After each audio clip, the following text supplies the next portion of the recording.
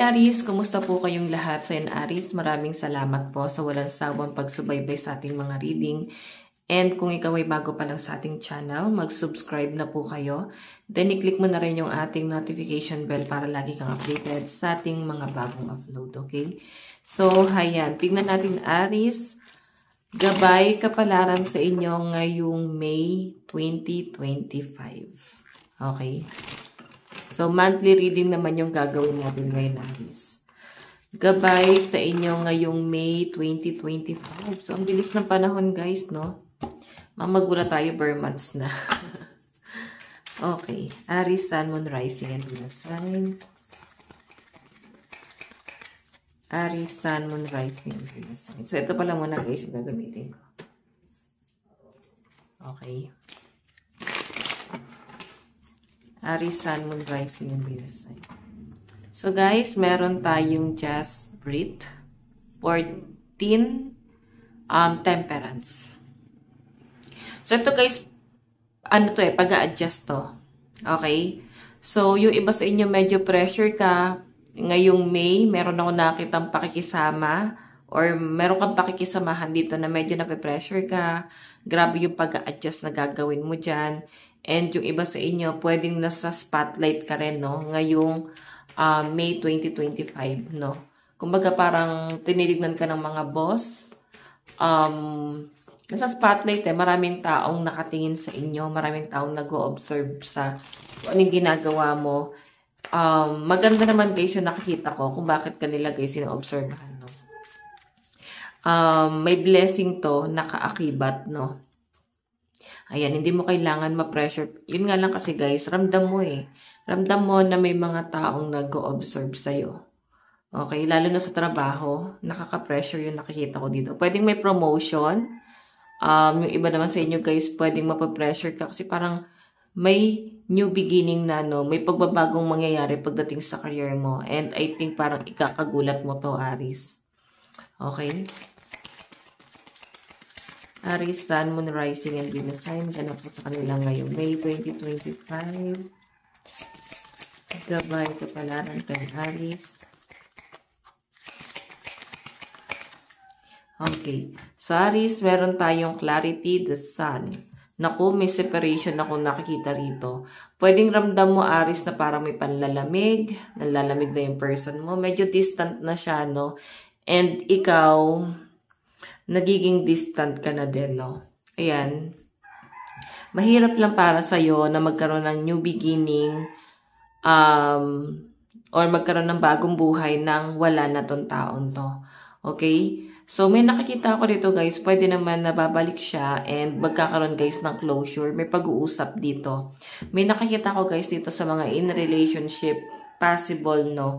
Na merong pag-uusap na mangyayari sa inyo ng person mo, confrontation, malalim masyado itong pag-uusapan na to. Patungkol na to guys sa future or patungkol na to guys sa relasyon yung dalawa, no? Okay? Medyo seryoso yung nakikita kong personality ng person mo rito. Kasi parang hindi siya guys natutuwa sa kung anong nangyayari doon sa pagsasama nyo. Nakikita niya rin guys na parang wala masyadong improvement dito sa relationship na to. So parang may pag-let go ako nakikita. Okay? Basta may something na gusto na guys sumuko dito sa pagsasamang to. Tignan pa natin Aries, Sun, Moon, Rising, and Venus sign. Kaya ba sa inyo guys, kung wala naman kayong karelasyon, pwedeng meron kang ka-talking stage, pwedeng nandun pa lang kayo sa, parang situational ba tawag doon. Okay? Then, yan nga, walang label, pwedeng may confrontation, may pag-uusap na parang hanggang dito na lang, di na kayang ituloy. So, medyo masakit, mas masakit yun guys, yung hindi ka nagka-label do sa taong yun. Oo. Tignan natin. Yung tipong wala kang karapatang manumbat, magalit. Aries, Sun, Moon, Rising, and Venus sign. Ganap po sa kanila ngayong May 2025 leadership. Master of Lightning. So, may, ano talaga guys, may pagbabago talaga, oh. Meron din ako nakikita guys na parang medyo magkakaroon ng distant sa inyo pagdating sa loob ng tahanan, sa pamilya. Parang medyo may stress ako nakikita rito, Aries. Mape-pressure ka dahil sa problema ng isang tao. So, ikaw yung mape-pressure kasi ikaw yung nasi-shoulder ng mga problema nitong taong to. Okay? Ikaw na naman yung mag-iisip. Ikaw na naman yung may stress. Ganun yung pinapakita sa akin dito. So, Aris, kung makikita mo that tower, collaboration. So, parang ikaw yung laging umaayos ng problema or pwedeng kayong pamilya yung umaayos sa problema ng isa sa pamilya, no? Ganun yung pinapakita sa akin. So, meron dito guys, medyo bossy sa loob ng tahanan na parang matigas yung ulo. Ganun parang kayo yung makikisama. Kaya siguro guys, medyo pressure ka dito. Okay? Hindi mo gustong makasama tong taong to kasi nakaka-stress talaga siya guys kasama. Yun ang nakikita ko dyan, Aris. Okay? May stress kang kasama tong taong to. So, parang mas gusto mo na lang guys na lumayo. Pwede ikaw pala itong lumalayo, no? Okay, then siguro kaya nadadamay or naapektuhan yung relationship yun ng person mo na masyadong seryoso siya dito sa pakikipag-usap sa inyo kasi I think apektado sa family problem mo, Aris. Okay? Aris, Sun, Moon, Rising, and Venus sign, additional message. Oops. Meron tayong take up space. So, gusto mo guys ng ano talaga, ng space, no? Gusto mo guys, dumistansya talaga sa mga taong nakaka-stress, no?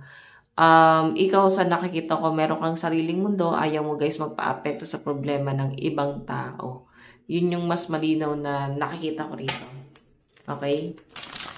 Yun nga lang, naapektuhan ka sa problema nila. So, ano yung dapat mong gawin dyan, Aris? Ayan, take up space.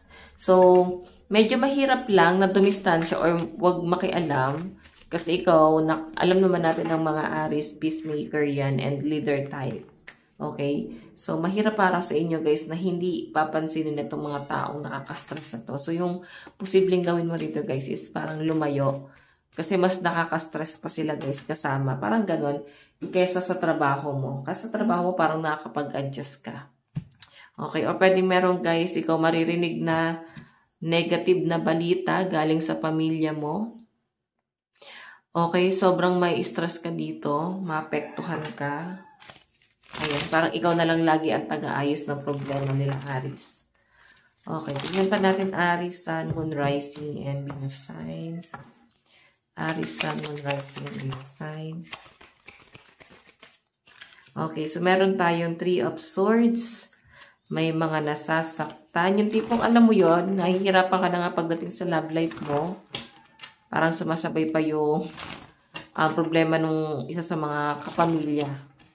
Okay? So, may nakikita ako nito guys sa location. Pwedeng i-isolate mo yung sarili mo pagdating sa love life, no? Medyo didistansya ka sa person mo. Okay? Kasi parang nasasaktan ka pa rin or hindi mo pa rin guys kayang kalimutan yung mga ginawa niya. Yung tipong tingin mo okay ka na, pero deep inside, hindi ka talaga guys okay. Okay. So, tignan pa natin. Aries, Sun, Moon, Rising, and Venus sign. Okay. So, guys, meron tayong 9 of Swords. Okay. Nalulungkot ka. Medyo magiging emotional ka talaga ngayong May. Oo, grabe yung emosyon. Wala akong masyado nakitang conflict pagdating sa finances. Ang mas nakikita ko guys, stress mo sa ibang tao. Oo. Tignan natin, meron tayong 9 of Coins. 9 of Coins.